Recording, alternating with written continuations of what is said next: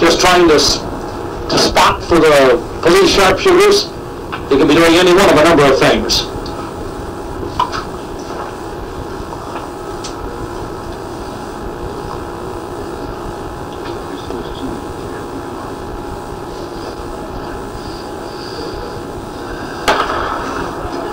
One thing that seems for sure that sooner or later this has got to come to an end with the capture of the death of this sniper in the building. There's simply too much firepower against him, and it's simply a matter of time trying to preserve our own police officers' lives, and they get that man out or killed without any more policemen being killed. 3 of them are already dead this afternoon, and maybe 4. The Associated Press reports one other person also killed. That was one of those ricocheting rounds we just heard go by.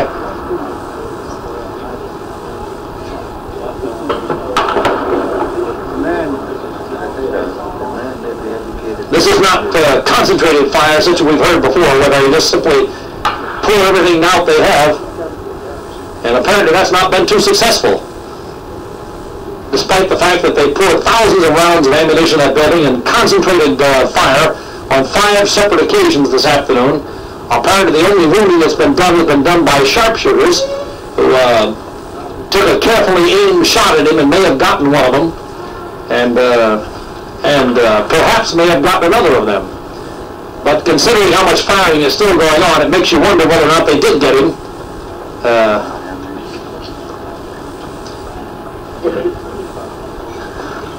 Also the question of, the ammunition that they must have up there. They have been firing all afternoon with those sniper rifles of theirs.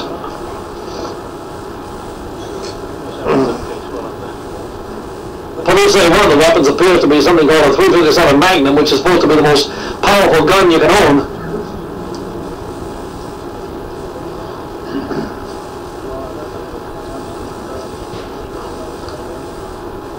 Very sad day for the audience, losing 3 police officers and our dear friend of many years, Louis Sergio, the Orleans Police Department. Every newsman in this town has known him, I guess, as well as we've known anyone. He's been through a number of administrations, and a really gutsy guy, just cop to the core. We all knew him, and I know we're all, very, very sad about this. And we're sitting here being reporters this afternoon, but you just can't help but feel a wave of sadness knowing that Louis Sergio is gone.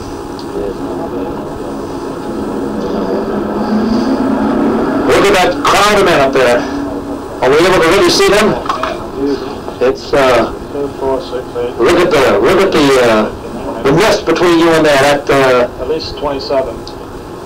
Cameraman Henry Lena counts at least 27 people up there, and just looking at it with the naked eye, it looks like 50 or so, just standing on the edge of that building.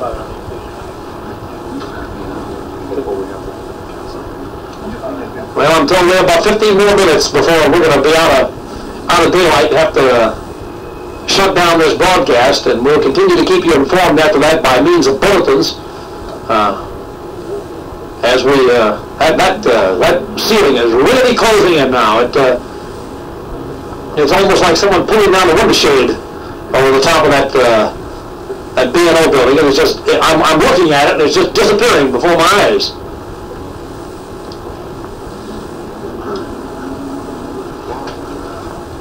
I really don't need it. Thank you. We just keep hearing these sporadic gunshots.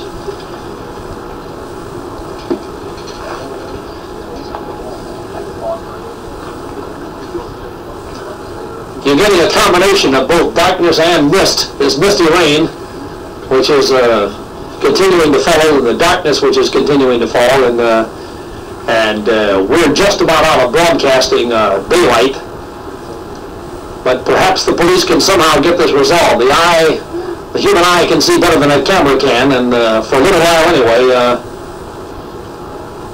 this will be considered a daylight operation.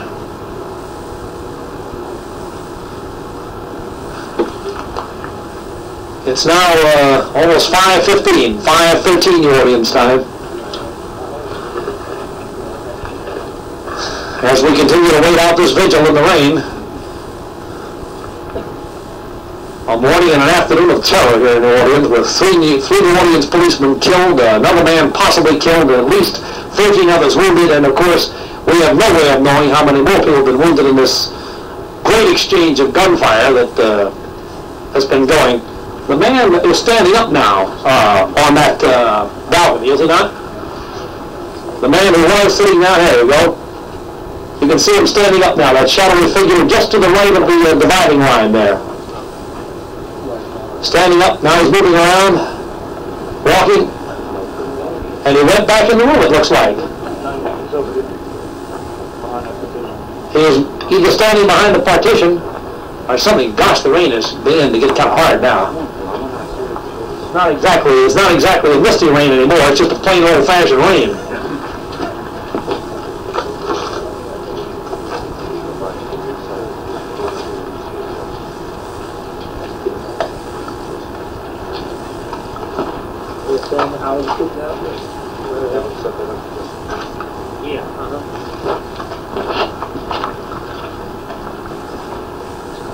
Our engineers tell us it's not going to be possible to maintain this broadcast very much longer at all, and we have no way of knowing what the police are planning at this point, because as daylight runs out on us, it runs out on everybody else too.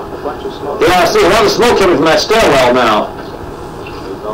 As a matter of fact, it's starting to come up real good. That's either fire. Can you see the smoke well on the camera? I'm unable. It appears to be a little wisp of smoke in this TV camera, but that's simply because you can't see it as well as we do. They're throwing tear gas. There, there's another big puff of it going up. See? Put it on the camera. We're covering things up with tarpaulins here. There's a lot of. Yeah, well, that man is now standing up on that balcony. And that smoke, or whatever it is, tear gas, smoke, or whatever it is, we're told is tear gas they're throwing there on top of the roof. If they can somehow get that man to show himself, there's still enough daylight left to get him.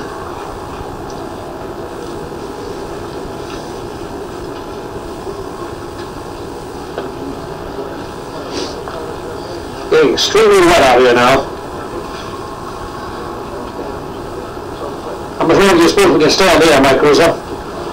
Probably no more than 10 or 15 minutes. Assistant Chief Engineer Mike Caruso says only 10 to 15 minutes here before we're going to be off the air. As far as this picture is concerned anyway, we're not going to let go of the story until it's resolved, obviously. We'll keep you posted with bulletins until this situation is brought to a conclusion.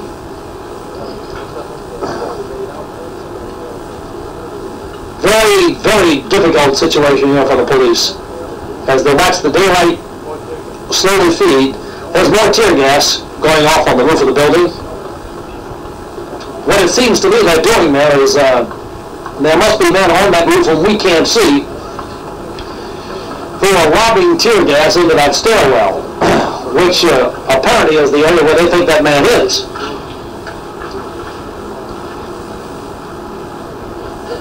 Because we have seen it go in there. At least we see that cloud of smoke there coming across the top of the building. I don't know how well you can see it.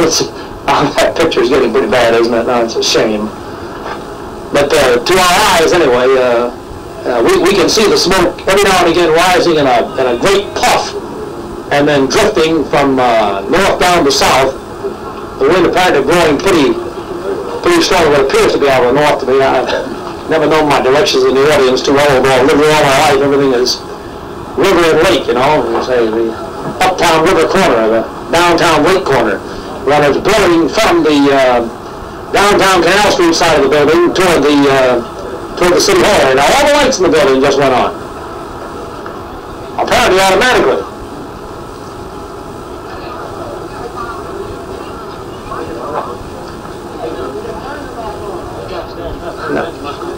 Yeah. And man that we thought was wounded may not have been after all. He's now standing bolt upright right between those lights. I don't know if you can see him or not, but he's there. Looking out over the side. Maybe he knows something I don't know.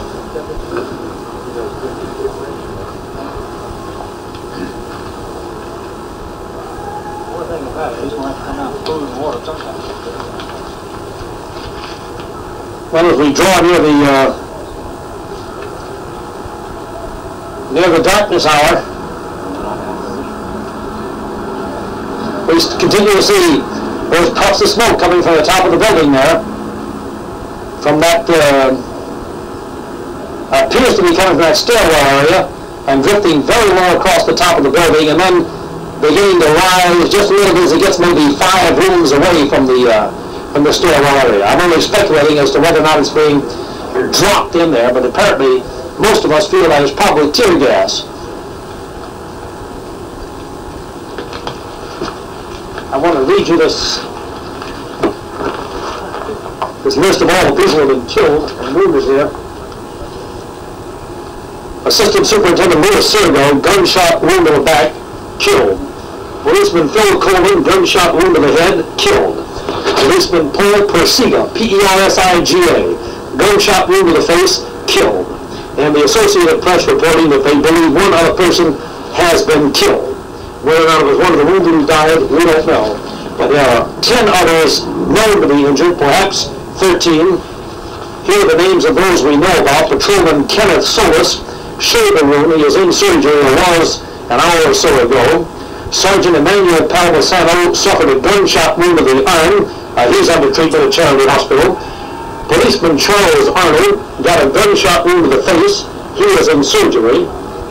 Tim Urson, a fireman, he was the first man on the scene who was shot as he climbed the aerial ladder to put the snorkel firefighting into effect. He was shot in the arm, apparently not seriously injured, but he was the first of the injuries in this. Walter Collins, a civilian, a gunshot wound to the back, he's in surgery. One of the 2 civilians wounded. Another of them was Robert Beamish, a hotel guest, we don't know where he is from, shot in the abdomen and taken off to Baptist Hospital where he's under treatment. He apparently was fell into the swimming pool after being wounded and had to be rescued from there, and we had to find out later what kind of a gutsy operation it was that brought him out of there, considering the circumstances. Lawrence Arthur, or Arthus, I'm not sure, A-R-T-H-U-S or A-R-T-H-U-R. A policeman suffered a gunshot wound to the left side. He was taken to Hotel D where he was under treatment. Michael B-U, let's see, B-U-R-L. Michael Burrell, a policeman, he fell from one of the upper stories and was taken to Baptist Hospital. Robert Reeves, a Gretna policeman, had a heart attack. He was in the intensive care unit at one of the hospitals. And Jay Anderson, a fireman, suffered a gunshot wound to the arm, not serious. The Associated Press, as we say, reports one other person dead and 4 others injured, all of them at this time unidentified. We've had an unusual thing happen here. Now that ceiling, which was dropping down on us, is apparently rising back up again a little bit, or we're in a little clearing area, and I think it's giving us a little extra burst of daylight, hasn't it? It has improved our picture for just a few moments.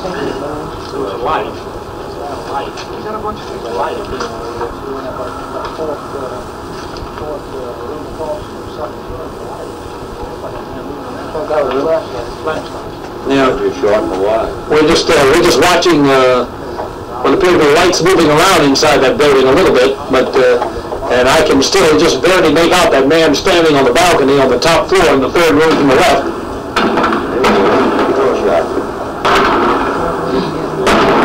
Here we go again.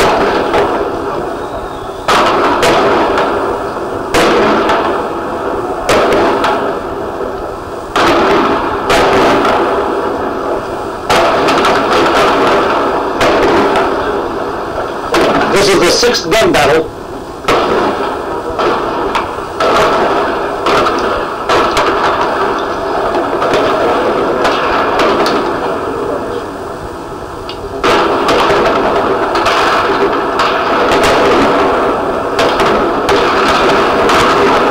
They're firing in that stairwell again.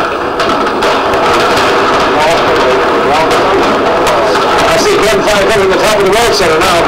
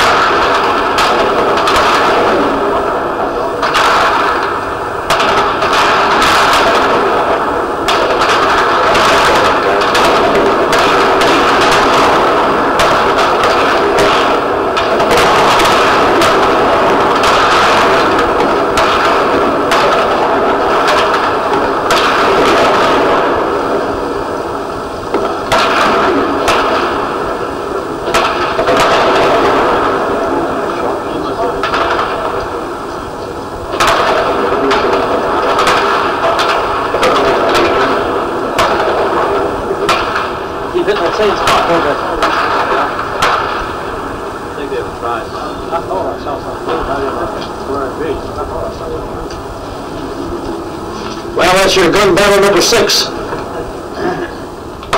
More gunfire. Well protected, he knows.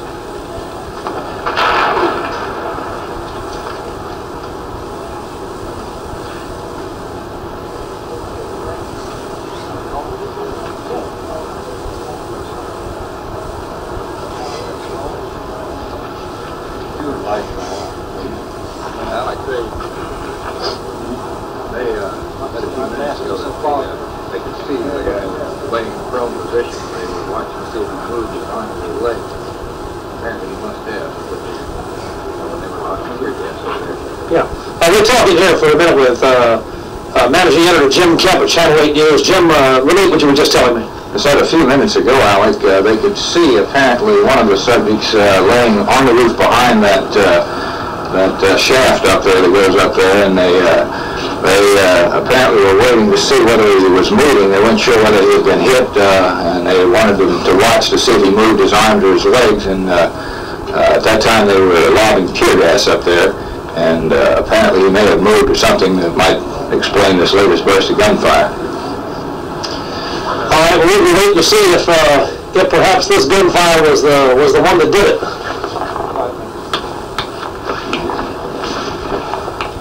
And we're just continuing to maintain our vigil here. We have about 5 more minutes of kind of tenuous broadcasting daylight left to bring you a picture, but it's getting very dark very quickly. Look at the reddish glow. And you can see I don't know if you can see it in the camera, but I can see it with my eye. I can see the flashes of gunfire coming from areas like the World Center. In that burned out area. Apparently some officers are up there firing bullets directly across into the stairwell. This again is something I don't think you can see with the camera, but which I relate to you.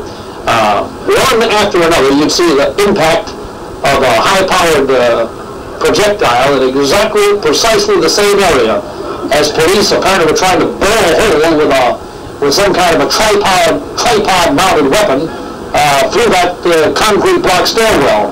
And I think I'm accurate in saying that they were unable to do so. We have a report from Hugh Deepland, who's monitoring the radios. Yes, Hugh? Alec, at this time the sniper is still alive, but we believe he is wounded. The policemen on the scene in the stairwell, so they can hear him moaning and howling in the stairwell above him. He is still alive. They're holding fire at this time for some reason, apparently trying to get a better shot at him. At one point, about 2 or 3 minutes ago, Car 406, Unit 406 said that he was within their sights, but Chief Geruso asked them to order them to hold off because there were other officers in the area that could have been shot. That's Okay. 10 minutes. Well, that's the situation we know of. The man apparently still alive, wounded in the stairwell, or in that area, in the stairwell, right, Hubert? In the stairwell. In the stairwell. That's the area where you've been seeing all those bullets impacting for quite some time now. Well, I think that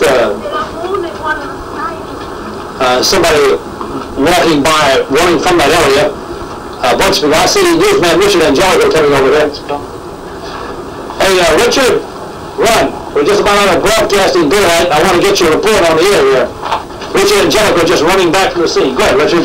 Well, a sniper is trapped in a stairwell on top of Howard Johnson's. It's apparently wounded. He's laying in a prone position up there, and they've been lobbing tear gas shells one right after the other in there. Some of them were firing from the back and then shooting over the top and landing in Duncan Plaza. Oh, I'm out of breath. But they fired 2 tear gas canisters right in front of him. They went off. They thought the man was probably dead. One police sharpshooter said he had him in the sights and asked for permission to fire and shoot the man. They said no, there were other officers up there and they didn't want to risk it. Started to move in, and the man sniper hired out again, come on and get me. So that's what the police radios were saying we were listening to. And so that's when that exchange of gunfire started again. They said, gave permission to open fire from all around. Snipers on all the buildings were firing into. Fellow right in front of me with that 300 Magnum Weatherby was shooting, and it's just unbelievable. You can shoot that much lead into that little bitty area and not hit that man. Yes, it is, isn't it? It's also incredible this could be going on. Richard, we're going to have to wrap up our broadcast right now because we just don't have anything left. I'll come back at 6 o'clock live in the studio. We'll come back in half an hour at 6 o'clock, and hopefully we'll be able to give you a report then that the situation has been resolved. We fervently hope and pray so. In any event, the way the situation stands right now, the gunfire is still going. 3 men, 3 New Orleans policemen are dead, including Deputy Police Chief Louis Servo and 2 others. And those 2 men who have been killed are Phil Kuderman and Paul Persiga, both New Orleans police officers. The Associated Press reports 1 other dead. 1 sniper has been wounded, possibly 2 of them. They think they're trapped in that stairwell area, and we'll give you another report in half an hour, and we'll interrupt with a bulletin if we know something that we can give you to tell you one way or the other about the story. I'm afraid we're going to have to just say that we can't see anything anymore, and so we can't possibly continue with this remote telecast, but we will keep you posted from time to time. This is Alan Gifford concluding a live telecast which has been underway for about 4 hours now as we watch this drama unfolding at the Howard Johnson's Motel in downtown New Orleans. We'll be back on the air in half an hour. New Orleans. The 11:30 will be following the Alec Gifford News. Tonight's feature is Big Carnival, starring Kirk Douglas and Jan Sterling. That's the 11:30 will be on Channel 8. Channel 8 presents the Alec Gifford News. Good evening, everyone. The worst weather of the current winter season is now moving in on New Orleans from across northern Louisiana, and the Weather Bureau says there could be ice on the streets in this city by tomorrow morning. We'll have a full report on this, plus some pictures of what this awful weather is doing up in North Louisiana later in tonight's program. The sniper who killed 6 people in New Orleans on Sunday was finally identified today. A young man from Kansas, considered by those who knew him to be just an average, ordinary guy.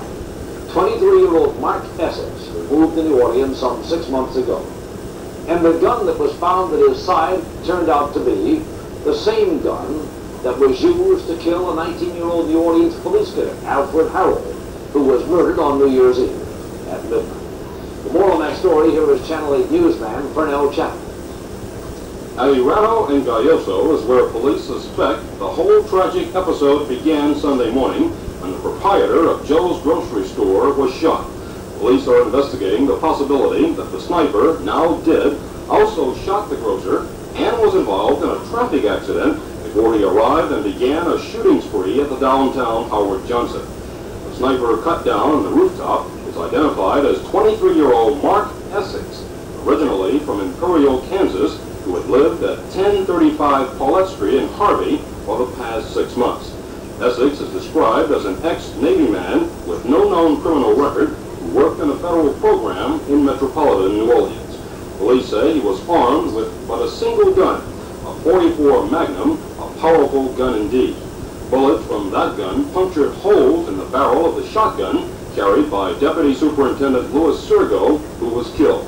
Today, Chief Giarrusso said if there was a second sniper, he could possibly have slipped away. There were unobvious exits, but we believe that they were covered by the men who sealed off the 18th floor. Now, it's possible that they could have gotten by, but men were there. Not by design in the beginning, but just as soon as we got the plans of the building, by design after that. See, so there's a time span during which this was possible, but was not true. How do you feel about it? How do you evaluate it? Now, I'm undecided. Last night, I insisted that I felt that there was two at that time. Right now, I'm undecided after hearing both sides of it, and there's strong evidence on both sides that there was more than one person and more than one person. Our ballistics, our crime lab ballistics, indicate to us that it is the same person, or the same weapon was used to kill Officers Harrell and wound Hosway on New Year's Eve.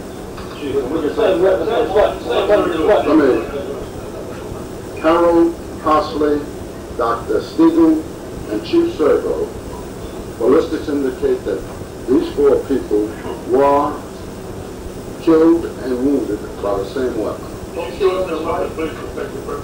Yes, we will make it available to you for picture purposes.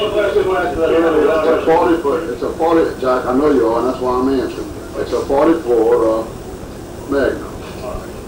Though only a .44 Magnum has been found, one wounded hotel guest, Robert Beamish, says the sniper killed on the rooftop of the hotel is not the man who shot him.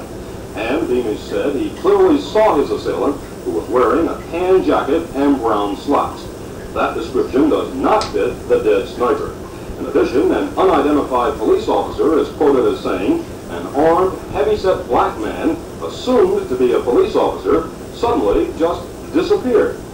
Chief Giarrusso says a complete and thorough report of the entire incident will be compiled and made public. But for now, the mystery remains.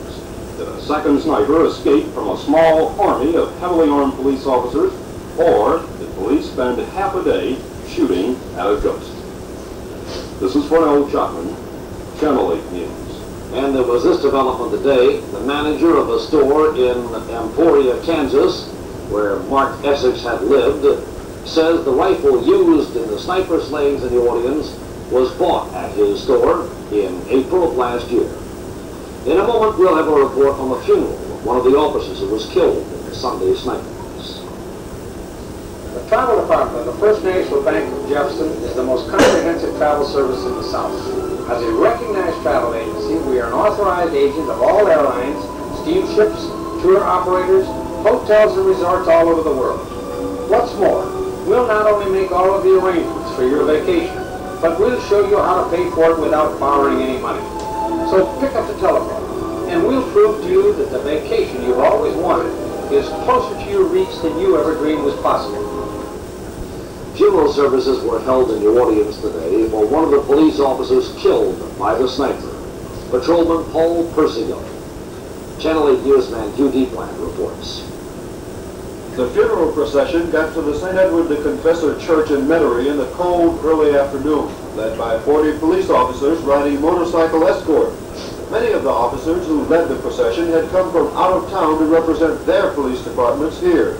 Officer Paul Persico, himself a member of the Police Department Motorcycle Division, was one of the men assassinated by a sniper at the Howard Johnson Sunday. Today, his wife and 3 children attended his funeral. The Catholic Mass was said by Archbishop Philip Hannan.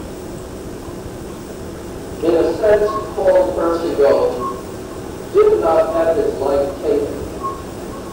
He gave his life the day that he committed himself to Christ, and particularly on the day when he joined the police force. Because on that day, he took upon upon himself the defense of the community, and he offered his life as a life of total sacrifice. I think it's particularly significant to remember that Paul Percival was a tremendously devoted family man. And so we extend our deepest and heartiest condolences and sympathy to his very beloved wife and children, to all those in the family. After the Mass, the body of Officer Persico was brought through the police honor guard and placed in the hearse for a short trip to the Garden of Memories Cemetery on Airline Highway. But for the police department, the job of burying those men killed in the Howard Johnson incident will go on. There will be a Mass for Assistant Chief of Police Louis Sergo at 11 o'clock tomorrow morning at the Immaculate Heart of Mary Church, and services for the third officer, Patrolman Philip Coleman, at 2 p.m. tomorrow at the Police and Fire Department Chapel of Our Lady of Guadalupe Church. This is Hugh Dequine, Channel 8 News. Things began returning somewhat to normal around the Howard Johnson's Hotel on Loyola Avenue today. Channel 8 newsman Bob Krieger has a report on this aspect of the story. For the first time since Sunday morning, gunfire didn't ring through the air in downtown New Orleans, and those who returned to work after an unscheduled Monday holiday became lunch-hour sightseers. But Howard Johnson's wasn't the only place to look for signs of battle. There are bullet holes in the Supreme Court building across the street and through windows in the Eye, Ear, Nose, and Throat Hospital on Tulane and Loyola, including the window in the nursery. Meanwhile, police and fire investigations continued at the bullet-riddled motel, which remained off-limits to newsmen. And outside, one hotel guest recounted the holiday he shared with violence and terror. I heard a gunshot, but I didn't know what it was, so then I smelled smoke, so I ran out on the porch. And there was a lady out there screaming. There was a man in the pool who was shot. So as I turned to go back in the room, I saw the man about 10 feet from me, hiding behind some bushes they had up there in the pool area. Did the man ever yell out anything or tell you anything? Well, the maid that was up there was black, and he told her that, don't worry, we're not going to shoot any blacks, just whites. And he said the revolution's here. He said the revolution's here. Did you at any time see any more than one sniper? No, just the one. I think that's the one that they got in the roof. Because he had I think it was a 44 Magnum. How close were you to him when you first saw him? It was about 15 feet. But to get back to my room, I had to go towards him and around. Did he ever look at you face to face? Yeah. Why didn't he shoot you think? I don't know. When he saw me, he had the gun in front of him and he pointed it. But he didn't. Did you identify the weapon? No, I just saw the barrel of it. Knowing now that 7 people were killed and this many injured, how do you feel getting out of this thing alive? I don't understand it. 2 other guests weren't in the hotel when the shooting started. And we were walking back here, go back in the room, and, well, we never got back in. Until about 5 o'clock, and then we thought we better get a hotel, so we went to Junk Hotel. And you just came back today to get your bag? Yes, sir. Yes, sir. We called the mayor's office, and they told us that they let us know what to do, and they just called us and told us to come over here and get our suitcase, and now we're going home. Is your stuff damaged? I don't know, sir. We just threw it right in the suitcase, and I don't know what's there or anything. I'll check it when I go home. This afternoon, just as it seemed the official investigations might be ending, police sealed off the hotel again. The reason? New evidence. A plastic bag of marijuana and an ingot of silver found near the pool. Either or both may have belonged to the sniper. Either or both may not have belonged to the sniper. It amounts to 2 more pieces to a giant jigsaw puzzle, and so far, very few pieces of that puzzle seem to fit together. Bob Krieger, Channel 8 News. Louisiana's Attorney General William Gust is continuing to talk about his belief that the sniper killings are part of a nationwide plot to assassinate policemen. Gust is scheduled to meet later in this week with the U.S. Attorney General Richard Kleindienst to further discuss the matter with him. Just before New Year's Eve, we had the killing of a New Orleans policeman and the wounding of another one by a sniper. Evidently a planned, attempted assassination. We We've had a number of killings in New York City. We've had suggestions of the Mao organization. And now we have this terrible tragedy right here in our own city involving a number of lives and many wounded. And I just ask the question, are these isolated incidents or are they connected? And I believe that responsible law enforcement officials at the national level ought to inquire. Because if there is such a connection, we are faced with something that requires complete cooperation at a local, state, and national level to stamp out. But Harvey Britton, who is the regional field director for the Louisiana NAACP, says that it isn't fair to suggest that there is a possible conspiracy before someone has proof that a conspiracy actually exists. Do not leave a community such as New Orleans or this nation when you start talking about a national conspiracy. You don't leave that community in the grips of a subtle type of hysteria that the black people in this community are up in arms and snipers behind every door and we're trying to kill all white folks. We do not feel that any type of conspiracy does exist, and if one did exist, we would question seriously the strength of such a conspiracy. We recognize different philosophies in terms of how people feel you deal with social problems.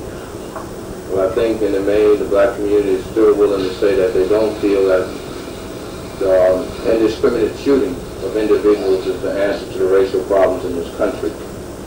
The NAACP is going to hold a memorial service for all of those who were killed, including the sniper, Thursday night at 8 o'clock at the Central Congregational Church on Bienville Street. And we're going to have a report in just a moment on that freezing weather in North Louisiana, which is on the way to New Orleans. In fact, it's just about here. That in a moment.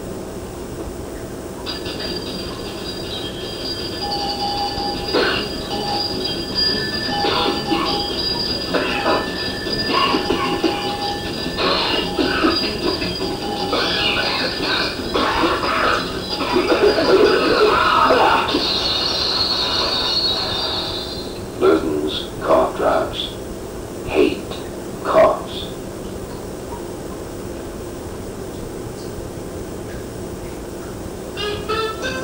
Dixie Homestead announces their new office at 1400 Veterans, Dixie's second new office in a year. Hurry in and register. 300,000 S&H green stamps will be given away in the next 3 weeks, and a 4-day holiday for two in San Juan. A Tourmaline mink jacket from Gus Meyer, a 23-inch Motorola color TV. It's also time for double green stamps for deposits at all Dixie offices. 233 Carondelet, 4624 Veterans, and now 1400 Veterans Boulevard.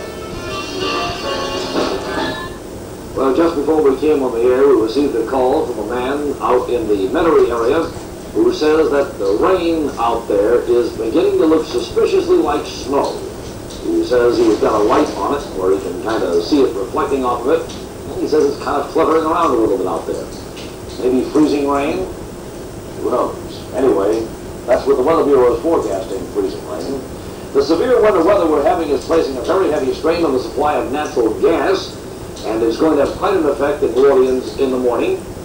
New Orleans Public Service gets its gas from the United Gas Pipeline Company, and today, United ordered NOPSI to order its industrial customers, the big industrial customers, to curtail their use of natural gas. Now, this is not going to affect the use of natural gas by homeowners, many of whom depend upon it for heat and for cooking, but it will cause some real headaches. For example, the Jackson Brewing Company announces it's going to close down in the morning temporarily because of all of this, and it's believed that many other businesses will be similarly affected. But even if the weather's going to be bad in New Orleans, believe me, it sure could be a whole lot worse. Let's take a look now at the way it's been up in North Louisiana. Right now, ice just about covers everything. This film comes from the Shreveport area, where reports prevail that entire communities across North Louisiana remain without power tonight after the worst ice storm in 25 years. Power lines are down everywhere. This storm moved in Saturday night, disrupting power and paralyzing public schools. Icy roads and bridges have made highways too hazardous for much of the local traffic. Most of the power lines simply broke with the weight of ice because it simply became too much for them to hold. What now makes the situation even more of a problem is that the weather forecast for the entire state of Louisiana indicates more of the same kind of weather you're seeing here. Let's hope it doesn't get this bad in New Orleans. We'll brief you on our own weather forecast later in tonight's program. The Coast Guard reports that 2 barges broke loose from their tug earlier today, both of them loaded with natural gas. This was the result. We took these pictures in Morgan City, Louisiana this afternoon. A tugboat slammed into a railroad bridge between Morgan City and Berwick. One of the barges remained stuck under the bridge, as you can see in these films. Part of the top side of the barge was ripped away. Officials are quick to point out this time that none of the chlorine barges are leaking. The other barge, the Coast Guard says, has been beached down the river. Authorities are taking no chances. Schools downwind are being closed. 1,000 people from the town of Berwick evacuated. No evacuation in Morgan City. The railroad bridge suffered some damage with ties and rails being lifted up and the steel substructure being shifted. Efforts are being made to get the barge unstuck. Well, with all the serious stuff we've had in the news for the past few days, we think you'll find tonight's edition, of Action Reporter somewhat refreshing. Here's Ed Mike. At first glance, you might wonder where we are. Well, at first glance, we kind of wonder where we are today. The address, to be exact, is 1104 Green Acres Road. That's between West Metry and Airline Highway. Now, the problem today is a rather unusual one, and we oftentimes say we like to handle unusual ones. The people who live in this house, the people who live in that house, have a problem. There's a bunch of raccoons living under their house, and they can't get them out. Now, we've devised a method, hopefully, that you'll see what the raccoons look like today. We understand there are 4, 5, 6, 7 of them. If they come out, I don't know exactly what they're going to do. So if you see me hop this fence, get the heck out of here, you know what's going on. I have what is called a squalor. Let's see if we can get the raccoons out. This is unrehearsed now, so watch closely.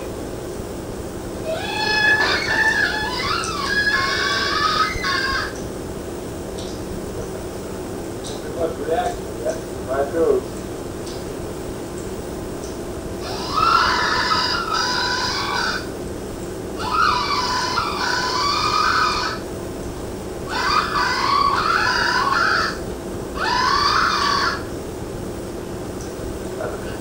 I think I woke him up. Boy, the guy that told me this thing would work, I'm going to get him. Pay $2 for the visit. Well, anyway, the raccoons live under this house, and they want them out. And they say Jefferson Parish officials won't do anything about getting the raccoons out from under this house. So we're going to try by contacting the officials, not blowing the raccoon collar. We'll let you know what happens to the follow-up report. This is Ed Mark. Well, Ed first broadcast that report at 6 o'clock tonight, and after the 6 o'clock news, he was simply deluged with reports from other people telling him how to get those raccoons out from under there. And for all we know, they'd go out and try it again tomorrow. The thing's really got busted up and spending the $2 on that squalor or squealer, whatever it is. Vince Marinello in sports in a moment. After that, we'll be back with a look at our very important weather forecast for New Orleans. There's another telephone company. It's Southwest Utilities. You can phone your telephone equipment and not lease it. If you presently pay $300 or more to rent equipment, Southwest Utilities can save you as much as $60,000 over the life of the equipment. Southwest Utilities is an affiliate of the 3rd largest telephone company in the country. Save money. Call the other telephone company, Southwest Utilities. Call this very minute. 821-3640. Hi there. The folks at BC have asked me to tell you about a new product to relieve cold symptoms. BC All Clear, because it's a powder and it's ready to start to work fast. And it has an antihistamine and a decongestant to help relieve sneezing, stuffiness for hours. Plus more pain relievers than the leading cold tablets or capsules. New BC All Clear Cold Powder. It's ready to start to work fast, so you'll feel better fast. Hello, everyone. Bart Starr shocked the professional football world today when he announced that he was leaving the game in favor of pursuing a career in private business. Starr, who owns several automobile agencies in Alabama, confirmed that he had received several head coaching offers recently. Starr said that one offer was particularly attractive because, in his words, it would giving me a chance to associate with one of the truly great organizations in the NFL and to work for a sensational owner. He wouldn't elaborate. Starr said that he did not turn down the man's offer, but simply decided to go into the business world. Starr said that his role as an assistant coach at Green Bay this season helped him discover how much football he really knows. He added that he was convinced that as a head coach, he could take a group of 47 men and quickly field a winning team. And I'm sure he could. Speaking of head coaches, I'm sure all of you will remember that in mid-season in 1970, John Beacom Jr. fired Tom Fears. J.D. Roberts was then appointed as interim coach of the Saints for the rest of the 70 season, and staggered home the rest of the way with a 1-6 record, the only victory coming on Tom Dempsey's miracle field goal. At the end of the season, Beacom publicly admitted that he had made mistakes in running the franchise and only asked you, the fans, to give him a second chance. At that time, George Allen was available to coach the Saints, and Allen expressed a strong interest in coming to New Orleans. Beacom wanted no part of Allen. One obvious reason was that Allen carried a pretty expensive price tag. So Beacom elected to come back with Roberts, who obviously doesn't carry as expensive a tag, and his only claim to coaching fame, other than his 1-6 record here in New Orleans, was a losing record in the Bush Leagues at Richmond, Virginia. So in effect, Beacom was telling you that J.D. Roberts was the man who was going to take this franchise out of the wilderness and lead it to the promised land.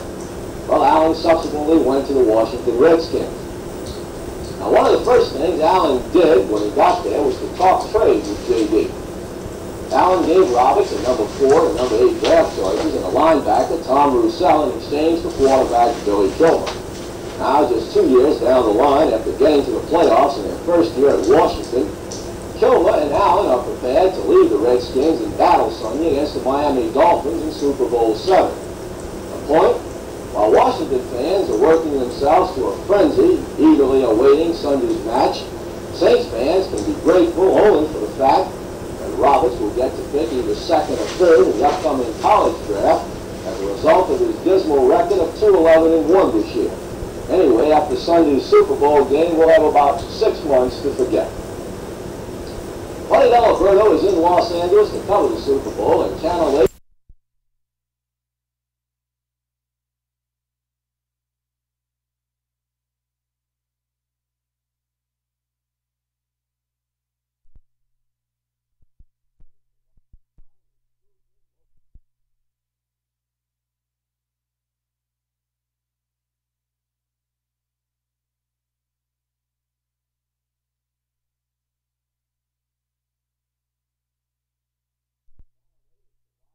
exclusive local pregame coverage.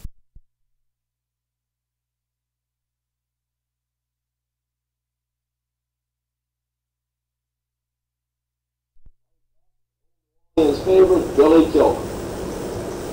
Billy, it was about 2 years ago this time that you weren't coming to Washington yet. You didn't know where you were going. And when you found out, you didn't think it was the best for you. No, I didn't. I didn't care for it at all because of Sonny Jurgensen. I knew there was a couple of teams in the league, and one of them really was Green Bay. You know, Starr hurt his arm. And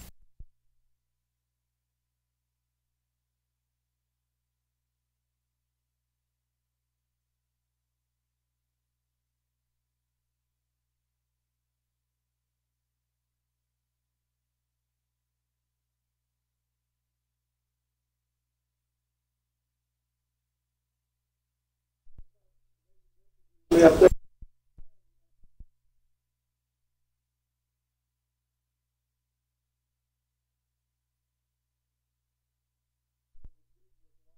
Up there. But fortunately, I kept my mouth shut and things happened very well. What changed you, Alan?